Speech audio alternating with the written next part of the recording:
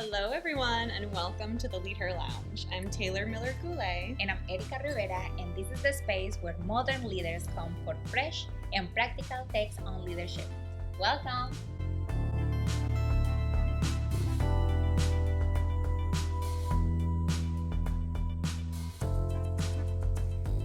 One of the hardest things to navigate when you're a new leader is to start leading your peers. That sometimes you are in a team, you're such a good team member, you're an expert, and then you get a promotion. Yep. But now you're going to be leading the people that you were working with, your teammates, and that can be a little bit tricky. Yes, 100% it can be. Yeah, so today we want to kind of share 3 best practices, 3 things that maybe you can start doing when you are the leader or before being the leader of the team. So you start preparing yourself for that big role. Yes. So the first thing that we would recommend is something called a temperature check, which is basically a one-on-one that you'll schedule with your team members. We love a good one-on-one. Yes. But that's really the best way that you can get. It's like a vibe check. Just how are things going? How are you feeling now that we've made some changes on the team? And the result, like the outcome of this shouldn't be for you to change a bunch of stuff after you do these temperature checks. It's really just for you to understand the vibe of your team, understand how people are feeling. Is there maybe some animosity that's happening, or are people actually pretty chill about it? Like sometimes you can have a transition where people were like, or this is a good one actually, just came to me, a transition where maybe 2 people applied for the same position and only one of those people got it, but they're still on the same team.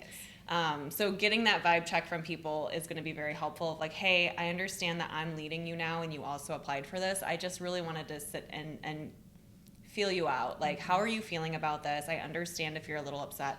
But even with the people that didn't apply, just how are you going to be, how do you handle things? How do you feel about it? Yes, and for that specific maybe example, that person can be one of your influencers. We talked about the influencers in a previous episode, and that, like, if they were there for the role, it means that they have some leadership skills, and that can be your right hand, you know, because in the future that can be the next leader as well. So like, take that person under your wings and like, let's say, like, let's partner on this. I know I got the role and you deserve it as well, but don't let this motivate you. Actually, let's work together so you are the next person, you know, and I need you with me. I need you to be part of this team and work with me, you know, like, be vulnerable, be honest, and just show that how much you need that person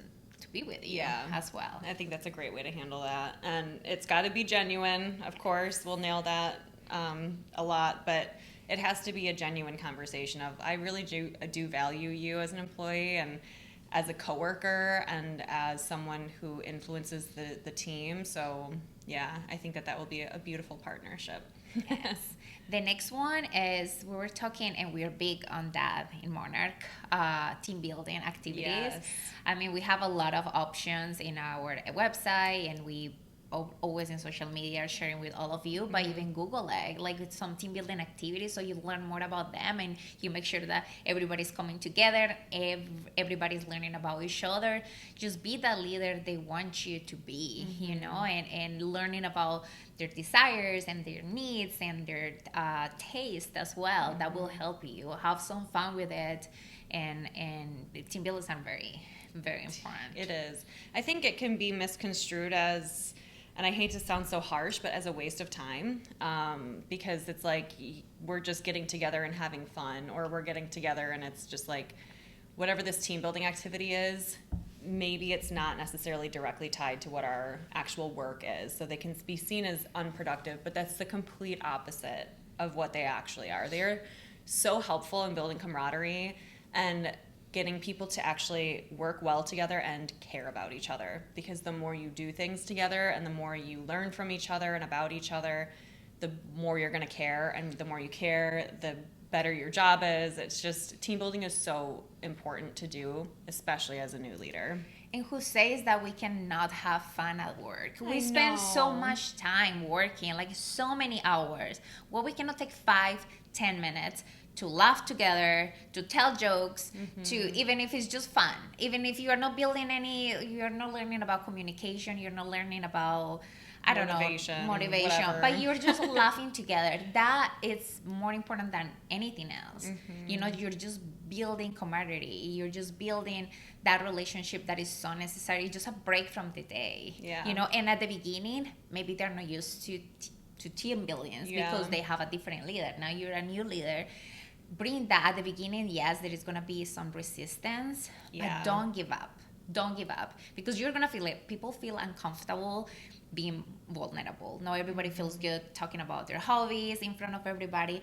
Just do it step by step and show them why it's so important. Yeah. So it's important to learn about each other, to learn what we like, how we like to be motivated, how we like to be appreciated, how we like to communicate with each other. That's gonna help, but you need to learn about each other. It's not just you learning about them, but them learning about each other as well.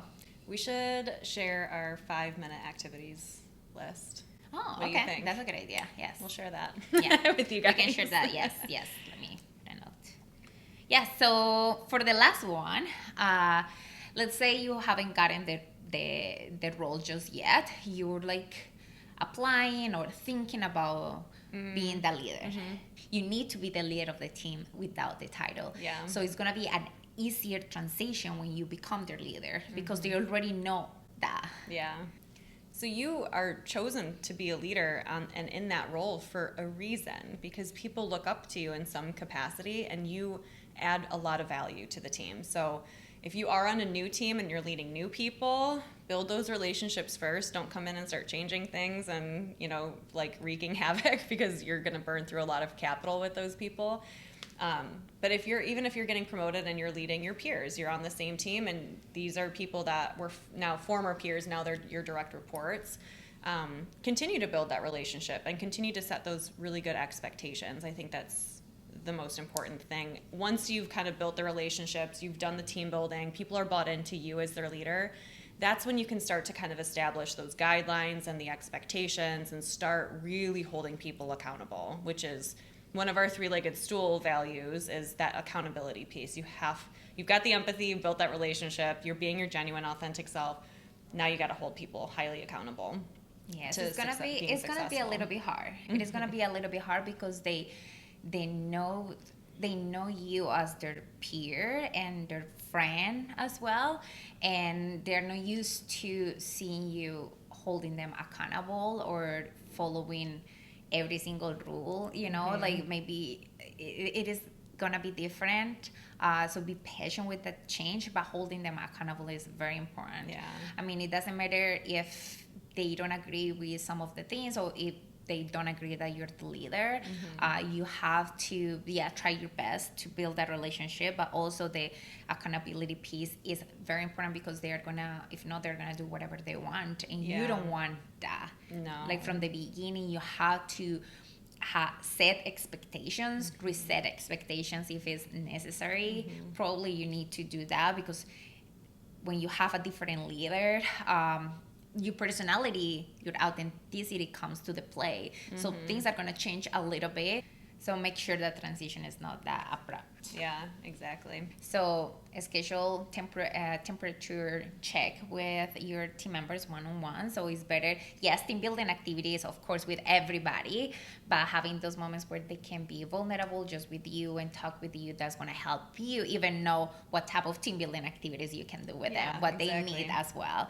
And just from the beginning, whether you're a leader now or you're trying to be a leader, just being the expert in the role, but also the mentor, the person that is showing constantly leadership skills. Maybe you're a leader right now. Show that with your peers, the other colleagues as well, because probably in the future you're going to be their leader as well. So from now you need to build that kind of like presence with everybody. You're a leader in your company, you're a leader in the community, you're a leader in your house. Wherever you go, you have to kind of explore those different values, but also to demonstrate them. constantly. It's not like here at work I'm a leader and I'm this type of person, and I hold people accountable. I'm empathetic. I'm authentic, and outside I'm no. You're that negates person the everywhere. authenticity part. Yes, Yeah. yes. Yeah, you have to bring yourself into work, your best self into Yes. work. But again, share this video with anyone who you think could benefit. Maybe they're a new leader, or maybe they've been in their role, but these are just some good best practices that they can implement again to kind of just reestablish those guidelines and expectations. But don't forget to subscribe if you haven't already, so you can continue to get some content from us here at the LeadHer Lounge. See you next week, leaders. Bye.